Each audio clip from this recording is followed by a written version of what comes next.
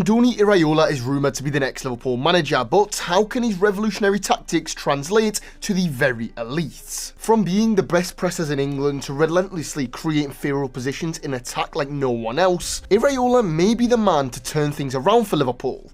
I'm Jacob Horsfall, FourFourTwo's resident tactician, and this is why Andoni Iraola is perfect for Liverpool.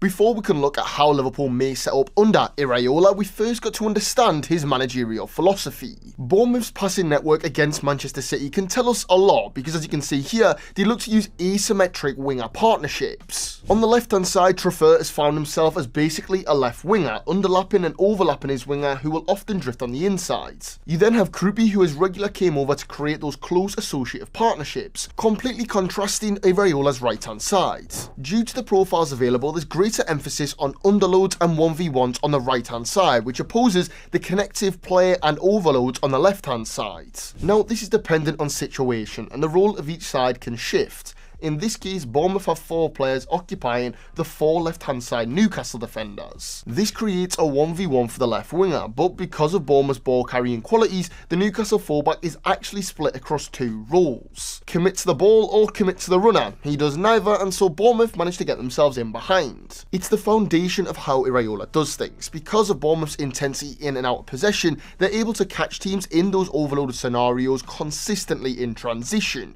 and they trust their wide players to thrive in that. I mean, only Liverpool have had more shots from fast breaks in the Premier League since Iraola arrived in England. But those fast breaks aren't just from sitting in and defending then hitting a counter-attack. Liverpool fans will know that those fast breaks and those quote-unquote transitions can come from aggressive high presses. Only 3 teams won the ball in the attacking third more than Bournemouth this past season. They balance man-to-man pressure with hybrid pressing to manage space for the opposition's next pass. Their attackers will press and go man-to-man with the opposition centre-halves, whilst their 2 midfielders vary their marking to block central passing lanes, which is reminiscent of Jurgen Klopp's Liverpool. In fact, Pep Guardiola actually said, "Modern football is the way that Bournemouth play. Liverpool have always been like that." The problem is that in the 2024/25 season, Bournemouth topped distance covered and sprint metrics in the Premier League. As we know, Liverpool's intensity in and out of possession this season has been their biggest problem. So, how can Andoni Iraola ensure that his football will translate to one of England's biggest clubs? And up towards Konate, goal! The first task for Iraola is sorting out a defence that is slightly ageing and is losing one of its biggest assets. Ibrahima Konate departing on a free is a real nightmare for Liverpool. Yes, he does have the odd mistake in him, but when it comes to defending the channels, you will struggle to find many better in England right now. Iraola's out-of-possession system requires his left-sided centre-back to be able to cover the wide spaces in case the left-back commits high to the press. The same kind of trend follows in possession. Therefore, the fact that Liverpool managed to get Jeremy Jacquet in the January window ready for the summer is absolutely perfect. Jacquet has shown time and time again over in France that if his side get turned round when they're pressing, then he can be trusted to go wide, make that last ditch tackle and shut down an attack entirely. He's also really strong stepping out of the defence, which is an important trait to have when you're going to be playing in a team who are very aggressive out of possession and will be pressing really high up the pitch. In Ligue 1, he's averaged 1.02 interceptions per 90, 1.99 aerial duel wins per 90 and 4.9 clearances per 90. So when looking at the Liverpool defence, I see 4 positions as sorted already. Alisson in goal, Van Dijk and Jacquet as centre-halves and Milos Kerkez at left-back. The problem is that, well, Liverpool really lack a bit of balance at full-back. Last summer they signed 2 high-flying full-backs, Milos Kerkez from Bournemouth and Jeremy Frimpong from Bayer Leverkusen. Realistically, Iraola wants to maintain a back 3 at a minimum to negate for turnovers and ensure his side are rarely overloaded on the last line. Neither Kerkez or Frimpong are at their best when they're being told to tuck in and play as a third centre-half, although Milos Kerkez has done that this season. You're just not going to get the best out of him. So you've got a huge problem. Maybe a new fullback comes in? The return of Trent? Probably not. Maybe you're looking at someone abroad. You're bringing someone in from Italy. Maybe Michael Coyote in the Premier League. Or this could be the first challenge that Iraola is going to really have to deal with signing for a new club. And he's going to have to deal with 2 high-flying fullbacks at the elite level. Let me know in the comments below how we should handle this situation. What a fantastic finish by Florian Wirtz.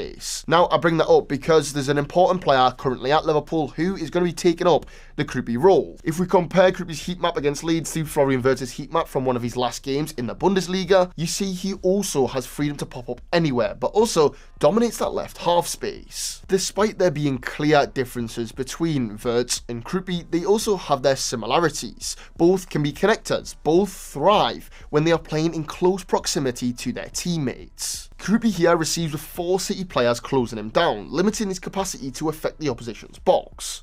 But because Iraola leans into that relationism side of football, 𝗘𝗫𝗧𝗏 has the multiple options to play a first-time pass that carves Man City wide open. Now, Florian Wirtz is commonly characterised by his trickery. That drop with the shoulder and then the shimmy past his marker is a statement move. But at the foundation of all, if you strip away all the step-overs and the Rabonas, he's a combinations player. He's someone who wants to be playing 1 and 2 touch, bouncing it and going, and get himself in those small pockets of space. With Liverpool in attack and Salah on the blind side of 𝗘𝗫𝗧𝗏, Wirtz receives and has 2 options. Take a touch and shoot, try take on 𝗘𝗫𝗧𝗏, or be a genius. His movement alone has already attracted 𝗘𝗫𝗧𝗏 central, so he just flicks through to Salah, who can then shoot in open space. 1 to 2 touch stuff around the edge of the opposition's box is Iraola's bread and butter, and that's why I expect to see Florian Wirtz thriving if Iraola gets the job. We then have 2 deeper midfielders in 𝗕𝗫𝗧𝗏 Szoboszlai and Ryan Gravenberch, and both are great. The carrying power of Gravenberch will be huge in transition. And listen, 𝗕𝗫𝗧𝗏 Szoboszlai this season has been truly incredible. It's such a shame that he ended up having to spend so much time at right back, because I think if he was in midfield for the whole season, Liverpool's campaign could have looked so different. And I'm going to go early on this one. 𝗕𝗫𝗧𝗏 Szoboszlai is going to be Liverpool's player of the season next year with Andoni Iraola in charge. He's going to have so many more runners in front of him. He's going to have more players to connect with. He's just going to be the perfect fit. Now, yes, I will admit I've gone very early with that one, especially when you consider we've still got the new attacking signings to actually work through. Before we get to that though, here's a nudge in the direction of our FourFourTwo magazine, in which there is a brilliant offer for you right now of up to 36% off our various subscription packages. All you've got to do is click the link in the description and choose which one suits you best. But for now, let's get back to the video. Incredible feat by Mohamed Salah, and he goes on!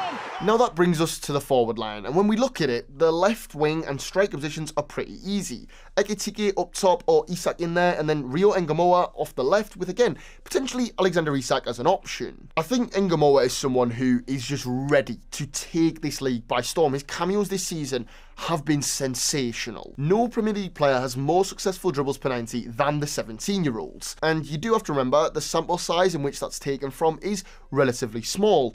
But he's managed to maintain just shy of a 70% dribble success rate across 551 league minutes. That's still pretty incredible. When you look at Iraola's typical Bournemouth side, he likes both wingers to have goal-scoring capabilities, of course, but he does have that balance of directness in either Semenyo or Ryan, with the balance of more of a wide midfielder type who will rotate with central players like 𝗕𝗊𝙍𝗍 or Kluivert. So I think 𝗬𝗓𝗏, who is very direct and, obviously wants to take his man on as often as possible, but also has the capability to come on the inside, potentially rotate with someone like Florian Wirtz, could be one of the first names on the team sheet, especially when you consider Andoni Iraola's track record. He's developed players like Junior Krupi, Antoine Semenyo, Dean Howson. If you're good enough, then you're old enough in the eyes of the Spaniards. When I look at this team though, the real question I actually think is big here is who's going to play at right wing. Mo Salah is ending his historic career on Merseyside, and even though he's not been at the peak of his powers in this current season, you're still going to lose someone who guarantees you almost inevitable goals in big moments, and someone who has ability to just create endless chances for himself. And that's going to be sorely missed at Liverpool, which is why we have a solution. I'm saying it quietly because you don't want the other big clubs to come in and get a hold of him. Yan Diomande is the perfect signing for Liverpool this summer. A side-by-side of Diomande this season and Salah in Slot's first season shows a lot of similarities. Salah scored way more goals, of course, but Diomande had less chances to score goals, whilst having a ridiculous volume of take-ons. The Ivorian would be joining Liverpool from an environment in which he creates the majority of his own high-value opportunities, which obviously has a knock-on effect on how consistent his goal output can actually be. Diomande cuts across the entire Frankfurt box using small touches, waiting for a defender to engage before shifting back onto his right foot and slotting home here. Now, that is great that he can do that, and that's a valuable thing to be able to do. If you could take on 10 players and score, why would anyone not want that? But he won't actually have to do it all that much because he's going to be playing in a team with so much chance creation quality. Barring the occasional transition, Diomande will have a lot of chances given to him rather than having to create 90% of them himself. So I would have him in at right wing, and I think the dynamic there and the balance between him and 𝗬𝗓𝗏, or even if you had him and Alexander Isak, a bit more direct, a bit more goal scoring power, then it works really nicely. Don't get me wrong, it would cost you a pretty penny, but if you're replacing Mo Salah, one of the greatest, if not the greatest wingers in Premier League history, then it has to be one of the most sought after wonder kids in world football. We cannot be looking at a bargain buy or someone who can temporarily patch over the gap that Salah's going to leave. It has to be a superstar. And that's what Yan Diomande is. So as a final overview, this is how I expect Liverpool to line up under Andoni Iraola. If you're a Liverpool fan, I would say expect possibly a slow start to the season as Iraola begins to kind of work out the difference between pragmatism and being a manager of one of the biggest clubs in world football. But we're talking about one of the greatest tactical minds in Europe right now. So I have no doubt he'll figure it out, and Liverpool will be scoring a ridiculous amount of goals in no time. But that is all from us here at FourFourTwo. Do you think Andoni Iraola will thrive on Merseyside, or do you think he could flop? Let us know in the comments down below. We'll be back next week for more tactical analysis. And yeah, I'll see you for some World Cup jargon.